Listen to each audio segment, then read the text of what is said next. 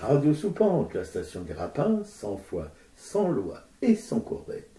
L'émission Aracaille du 4 juin 2024, qui sera consacrée pour sa partie artistique à François Dillasser. Ce sera une rediffusion d'une émission qu'on avait proposée en 2019. Oui, un peintre que nous avons beaucoup aimé. Et nous allons tenter au cours de cette émission de poser notre regard en marge sur l'art et de dénoncer les sales coups de la politique politicienne en toc. Ouais, salut à tous. Vous pouvez toujours nous mettre un petit mot, artracaille@orange.fr. On ressent tous parfois l'envie de tuer des gens. C'est normal, je crois, qu'on y pense de temps en temps. Qu'on rêve en secret de voir crever son voisin.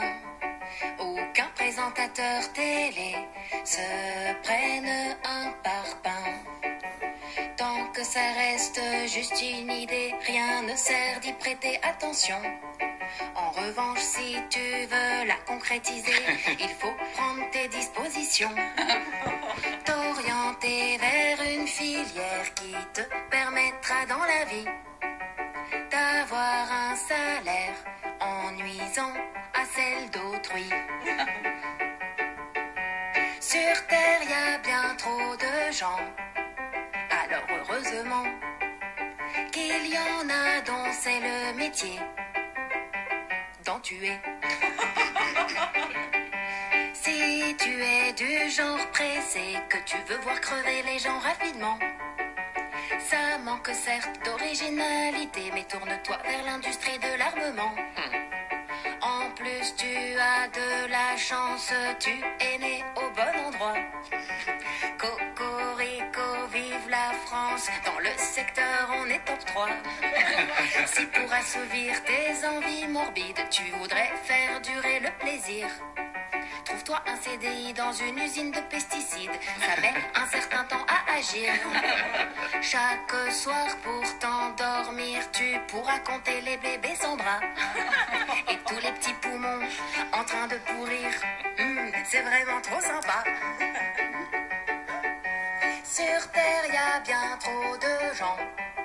Alors heureusement qu'il y en a dont c'est le métier d'en tuer.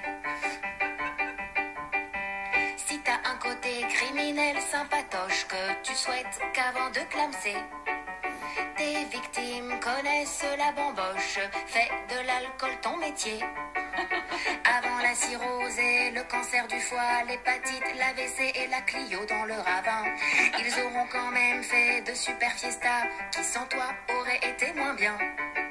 Mais t'as peut-être pas envie de consacrer ta vie à tuer des gens tout le temps. Rassure-toi, il existe aussi des métiers où le faire occasionnellement. Naturopathe, garde-côte à Calais, chasseur ou policier à Nice. Le tout est de trouver une profession qui te plaît pour que tes rêves se réalisent. Fallait que ça arrive pour tout ça. Sur Terre, y a bien trop de gens. Alors heureusement qu'il y en a dont c'est le métier d'en tuer. Voilà, c'était Guideret, tuer des gens. Au suivant. Que dit l'adjudant qui pue qui pète en gueulant? Autre ouffion, pas convaincu de se risquer en suivant celui qui vient de se ramasser une balle dans la gueule. Que ce n'est pas une balle de tennis, que ça pourrait. Roland Garros, ça y en a pas loin. Mais non, là nous sommes à la guerre. Dans une colonie européenne, une des dernières, avec la Nouvelle-Calédonie, les Antilles françaises, Cayenne, Saint-Pierre et Miquelon, plus quelques confettis ici, là, ailleurs, oubliés pas seulement de ma pomme de renette et pomme d'api. Oubliés. S'agirait-il de la Palestine, tout à fait au hasard, du calendrier grégorien et de ma mémoire qui flanche? Je me souviens plus très bien. Était-ce hier? Bien demain. Mais non, du con. C'est aujourd'hui, là, tout de suite. Pas la peine de faire l'amnésique, un truc tellement banal aujourd'hui. À celle ou celui, mais surtout celui, les L sont moins débiles, qui aura la mémoire ou le constat des faits de guerre pourris qui font la teuf en Palestine, qui est rien qu'une colonie où les rois du pétrole sont des blanchets qui se sont radinés d'Europe au prétexte fallacieux qu'ils étaient opprimés par les autres blanchets européens. Bon, ça peut se défendre de vouloir sauver sa peau et de se carapater dans un petit bled du Moyen-Orient sans habitants. Le vide ne le reste pas longtemps. Et puis, le rêve s'est rhabillé en cauchemar. En preuve parce que dans ce patelin sans habitants, il y en avait des habitants, et pas qu'un peu, qui cultivaient une terre féconde et qui se les roulaient peinard finger in the nose.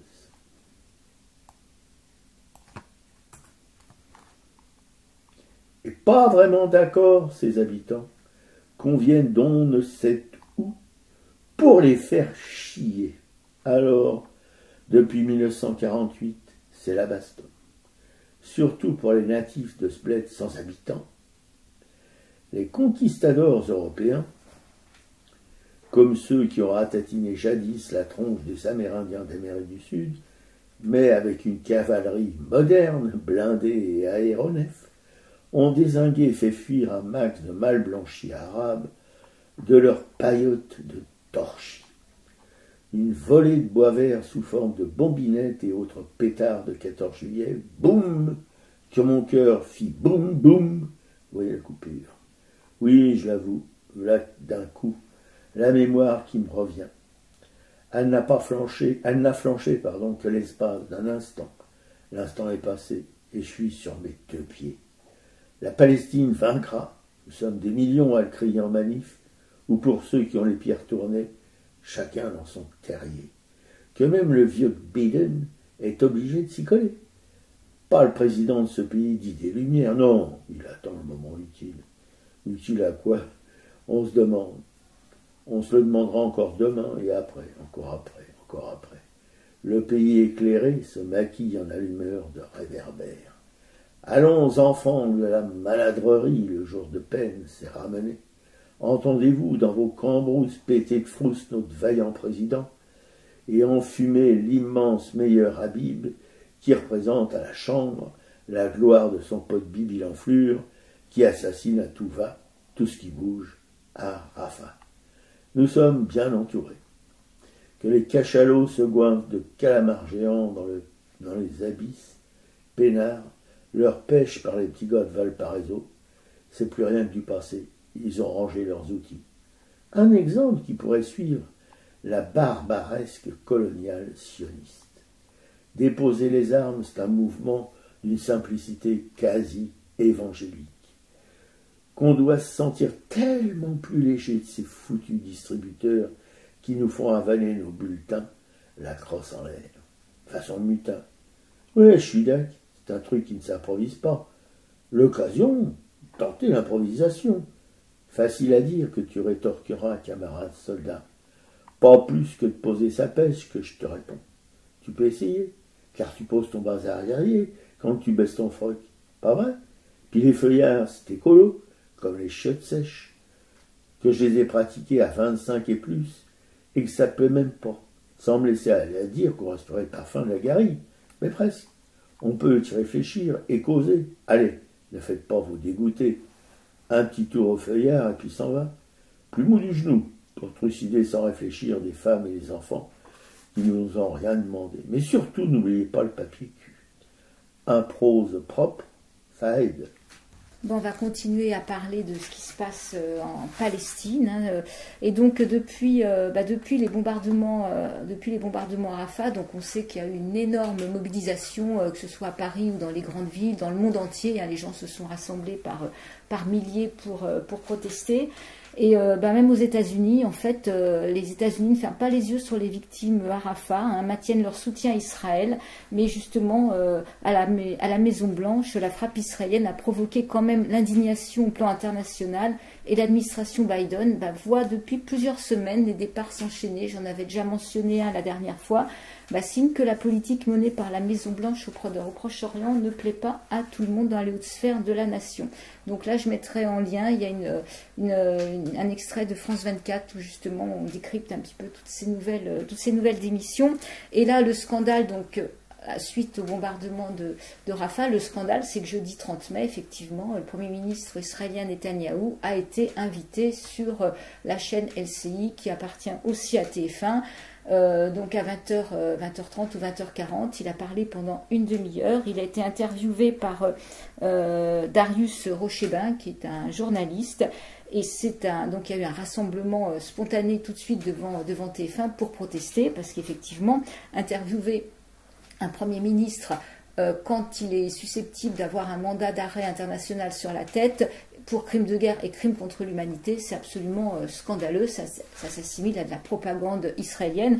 Et effectivement, Netanyahou a essayé de blanchir, si on peut arriver à dire ce mot-là, l'image d'Israël. Et en fait, ce qu'il a dit, ça a été truffé de mensonges, quoi. Il nie qu'il a affamé la population de Gaza. Il nie absolument tout ce qu'on lui reproche, alors que c'est quand même Israël qui empêche les camions d'aide humanitaire d'arriver. En plus, il n'y a pas de journalistes autorisés à Gaza. Donc en fait, tout ce qui parvient, c'est des choses qui arrivent par téléphone, mais il n'y a pas d'enquête officielle sur ce qui se passe réellement à Gaza. Et en fait, il franchit effectivement toutes les limites de l'acceptable quand il dit qu'il protège les civils, que les civils sont prévenus par téléphone. Alors déjà, les téléphones, on sait comment ça fonctionne quand il n'y a pratiquement pas d'électricité. Tous les endroits où on a dit à la population gazaoui de se mettre pour être protégée, en fait, est bombardé, comme ce qui s'est passé à Rafah, dans ce camp de réfugiés, où il y a aussi l'hôpital qui a été bombardé. On dit qu'on pourrait les mettre dans les tunnels pour les protéger, mais je ne vois pas comment mettre 2 millions de personnes dans des tunnels, sachant que les Israéliens sont aussi capables de bombarder les tunnels. Donc en fait, il n'a fait qu'enchaîner mensonge sur mensonge en s'adressant à la fin en disant que la victoire d'Israël, notre victoire, c'est votre victoire. Là, c'est quand même une aberration. Enfin, c'est vraiment une guerre des civilisations, quoi. Il assimile vraiment la guerre. Non, une guerre du mensonge. Une guerre du mensonge. Enfin, et en fait, il doit être quand même assez mal, parce que finalement là maintenant il y a des propositions quand même de discussion avec le Hamas. Le Hamas se dit favorable à avancer dans la discussion pour un cessez-le-feu et libérer certains otages, et là l'aile droite de son gouvernement en fait ne veut absolument pas négocier, donc en fait propose de même quitter le gouvernement. Donc si Netanyahou est lâché par l'extrême droite de son gouvernement et qu'il n'y a plus de gouvernement, lui il va en prison directement. Donc il va se retrouver quand même un peu en étau avec ce mandat d'arrêt qui lui pend au nez et des gens de son gouvernement qui veulent le lâcher. Donc à un moment ça va plus pouvoir être gérable. Et en fait j'ai regardé un petit peu l'actu réfractaire qui a décrypté cette interview, et ce qui est intéressant, c'est qu'ils disent que pourquoi ça a été aussi passé sur TF1, LCI TF1, parce que à qui appartient cette chaîne TF1? Elle appartient à Bouygues. Et en fait, on connaît Bouygues fait de la construction, hein, Bouygues travaille dans le bâtiment, donc en fait, il y aura forcément de la reconstruction à Gaza à un moment donné. Pas qu'à Gaza d'ailleurs. Non, mais là, en tout cas, il y aura quand même Gaza à reconstruire, parce que Gaza est c'est un lieu de décombre, et donc Bouygues avance des pions pour effectivement devenir un moment partenaire dans la reconstruction à venir. Et ce qu'on sait aujourd'hui, c'est que jusqu'à présent, on a 37 millions de tonnes de décombres. C'est-à-dire que c'est du jamais vu depuis la Deuxième Guerre mondiale. On a bien plus de décombres qu'en Ukraine. La reconstruction est estimée entre 40 et 50 milliards de dollars pour reconstruire, sachant qu'en plus il y aura des pollutions avec ce qui est sorti des bombes, plus des pollutions à l'amiante. Donc en fait, il faudrait pratiquement un demi-siècle pour reconstruire Gaza. Donc ça va faire du boulot pour le bâtiment. Ça c'est une évidence. Et en fait, il y avait au départ, quand il y a eu les premiers bombardements, il y a même un promoteur immobilier qui a eu le culot sur fond de ruines, en fait, faire comme s'il y avait une construction de petits pavillons en disant une maison à la mer, pourquoi pas. Bon, je crois que ça a été retiré parce que c'était quand même un peu trop anticipé. Hein. Et alors sur ce journaliste, Darius Rochebin, qui apparemment a fait un entretien qui se voulait plus pertinent que d'habitude, enfin voilà, mais finalement qui n'aboutit à rien parce qu'il n'a pas non plus posé les vraies questions sur le génocide, sur la presse internationale qui n'a pas accès à Gaza. Et ce qu'on peut apprendre si on va fouiller un peu dans sa bio, c'est que c'était un journaliste qui travaillait à la télé suisse et qui a été replacé à TF1 parce qu'il a été accusé de conversation sexuelle avec des mineurs.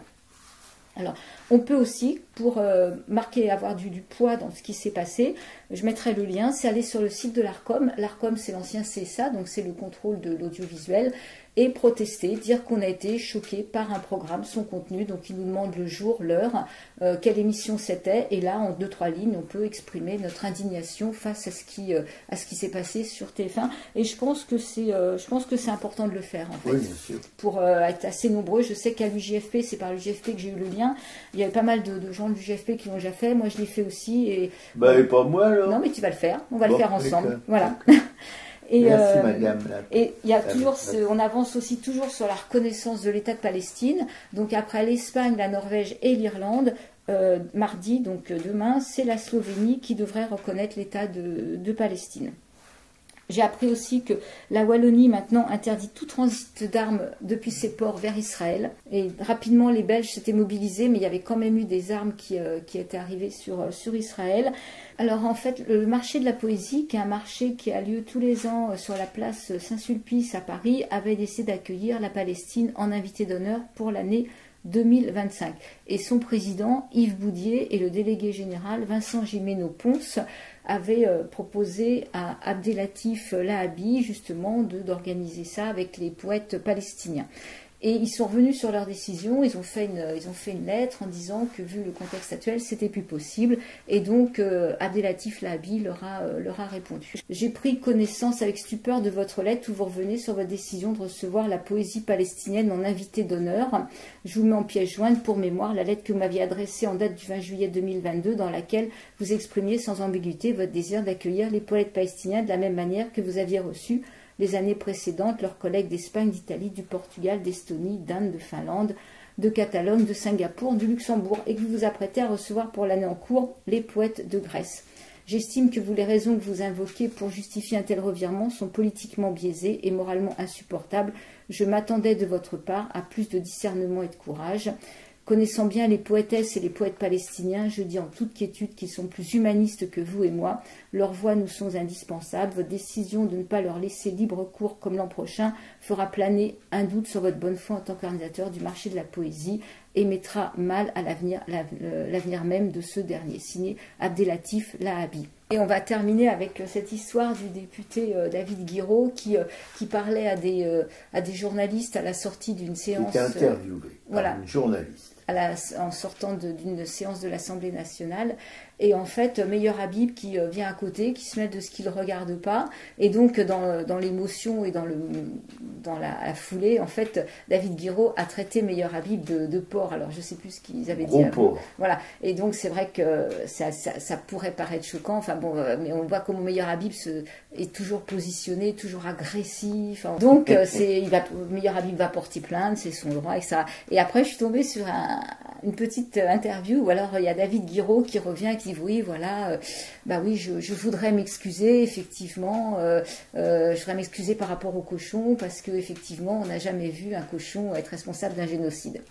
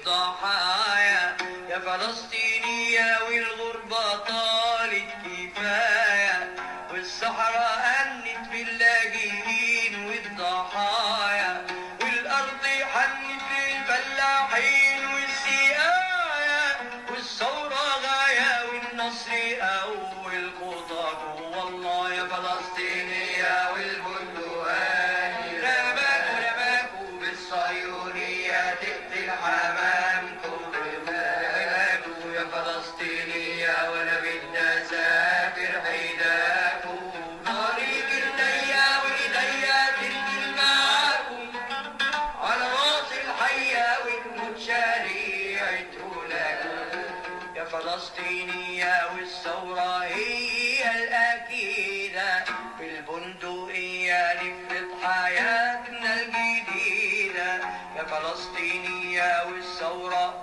هي الأكيدة كده بالبندقية نفرض حياتنا الجديدة والسكة مهما طالت وباتت بعيدة بد الخطاوي هو اللي يسعف معاكوا يا فلسطينية والبندقان بالصهيونية تقتل أمامكم خيماكم يا فلسطينية وأنا بدي أسافر هناك ناري بإيديا وإيديا تنزل معاكوا على راس الحية والموت شريعته يا فلسطينية بتنام عليكوا البشارة بالنصرة طالعة من تحت 100,000 غارة يا فلسطينية بتنام عليكوا البشارة بالنصرة طالعة من تحت 100,000 غارة والشمعة ولع والأمريكان بالخسارة دول راجعين حيارة قبل ما يحصل حيداكوا إن شاء الله يا فلسطينية والبندقان رماكوا بالصهيونية تقتل حمامكم خيماكوا يا فلسطينية وأنا بدي أسافر حيداكوا ناري بإيديا وإيديا تنزل معاكم إي والله على راس الحية والموت شريعته لكوا على راس الحية والموت شريعته. Voilà, c'était une chanson traditionnelle palestinienne